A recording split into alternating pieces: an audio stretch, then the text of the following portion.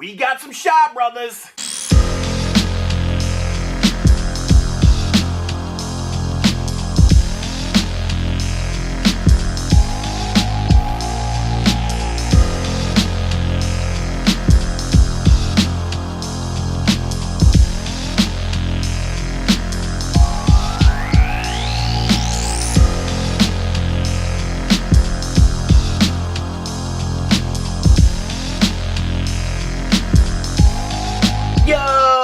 What's up, everybody? Welcome back to the 31 Days of Horror. I am your host, Mood616, and thank you once again for stopping in, guys. Yeah, day 9 is here, and we're going to take it back to, my opinion, the greatest year in horror history, 1981, with a film from Hong Kong, directed by Ki Shih Hung, who is also known for directing The Killer Snakes, which is also known as Shi Shih Xiao.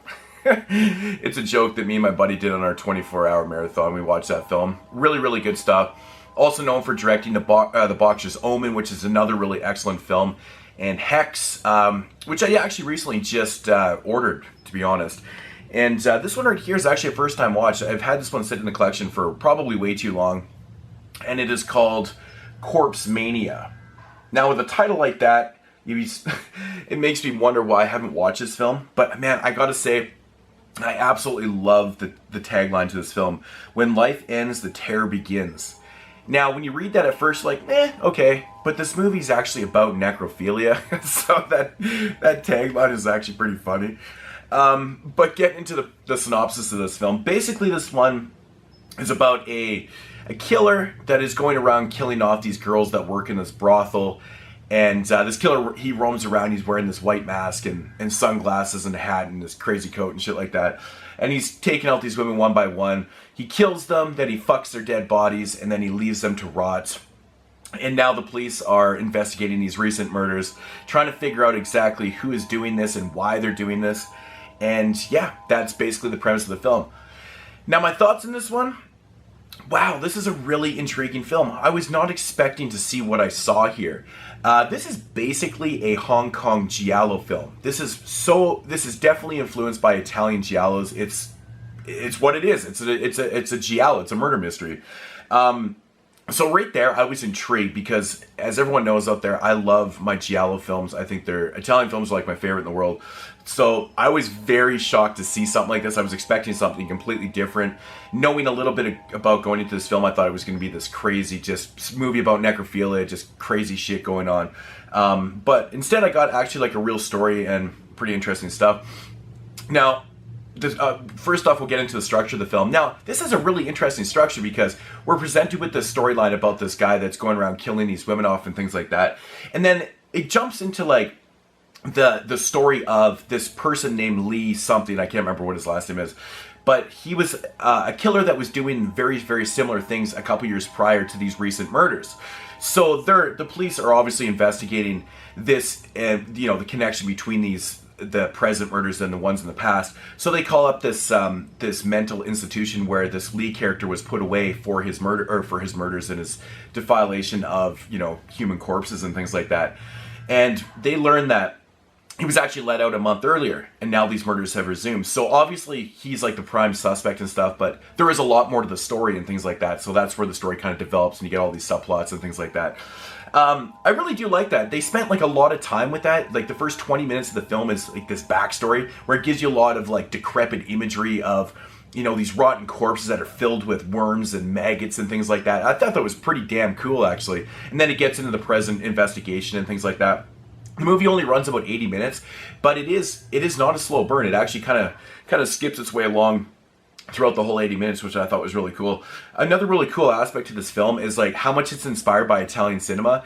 It's just so evident there. A lot of the atmospheric nighttime street shots and things like that are so like Mario Bava and things like that. Thought it was just fantastic to watch. I really like the tone of this film. It's very, very dark, and of course in theme too with the necrophilia and the murders and stuff. But man, is this one ever a shocking film to watch, because I just was not expecting it to be this well made and things like that. But yeah, the tone, atmosphere is awesome. The cinematography is really, really amazing in this film too.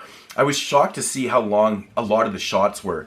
There's a lot of shots in this film that it's almost like the director said, I don't feel like editing the shit out of this film, so let's do like the longest possible shots we can. Like I said, there's a lot of long moving shots where people are like running upstairs and stuff, and it goes on for like 10, 12, 15 seconds, like really long shots, which you don't see a lot in these type of films. I thought that was really interesting how they did it. A lot of handheld and just kind of, you know, on tracks, and I thought the cinematography was excellent in this film. You know, the visuals and the effects and the gore and things like that are pretty nasty. There's not a whole lot. The necrophilia scenes are kind of interestingly done. They kind of show you a little bit before, which you can kind of see in the background, actually, this guy with this white glove rubbing this leg and stuff. And then they kind of show the aftermath of it after. They don't really actually show fucking dead bodies in this film, so if that's what you're expecting, you're going to be disappointed. But you get to see the nasty aftermath and the before and things like that, so you get to use your imagination a little bit in this one. But the effects, you know, the blood was one thing that really was killing me in this film. It just looks way too pink, way too off. It looks too gooey and things like that. It was actually kind of comical at times, especially like in the scenes where people are getting knifed and shit. I was just like, oh my god, that blood looks terrible.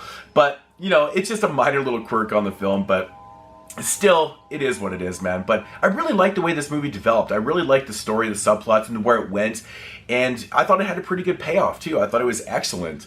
I was very, very shocked by this whole film. You know, it was just, the whole time I was very intrigued by it, and I was like, wow, it's actually like a really well-made film. I was expecting more of like, just a low-key kind of gore fest, and it's not really what I got, but I don't know. I really enjoyed it because I didn't actually predict who the killer was going to be in this one, so that's always a plus. But I have to say, man, there is a decent amount of violence in this film, but it's not what people are making out to say. I heard a lot of things like, oh, this movie's so crazy and stuff like that, but you know, it is what it is. And as everyone knows out there, if you're not familiar with the channel, I'm a really big lover of dummy deaths, and there's a dummy death in this film that made me almost fall off my goddamn couch. I started laughing so fucking hard last night when I was watching this film. I was just pissing myself laughing at this dummy death. It looks so fucking funny. Like, I'm still laughing about it. I actually rewound it like 4 times just to see the dummy death again. The dummy hit the ground, and the way it happens completely out of left field too. It's so fucked up how it happens, but it's just great stuff. But yeah, Corpse Mania, man. I really enjoyed this film. You know, I think it's not like mind-blowing, but I just love how they took so many elements from Italian cinema, threw in, you know, the Asian elements and things like that, and just became Corpse Mania. It's definitely a piece that people need to see. And from 1981 is just the year that just keeps on giving to me anyways. It's, you know, being 2016, 35 years later, and I'm still discovering films from 1981. That's amazing. That's really, really amazing. So, but yeah, Corpse Mania, man, if I had to rate this one, I'm going to give it about an 8 out of 10. I really, really enjoyed this film. I thought it was great, and just kind of shocked me. It was a shocker. So, not much else to say about the film. I really did enjoy the music. I thought the music in the film actually went really well. The acting in the film, pretty good also. You know, with the males, I think there's something about females in these older films that it just seems something's always off with some of the acting. I don't know what it is, but I think another really big plus for this film is the sets, or the locations that they shot in. Very surprising, very huge, open type deals, and just, it looked fantastic. But you guys get the picture. Really, really good film. Check it out. And that is going to do it for day 9 here on 31 Days of Horror. And as usual, guys,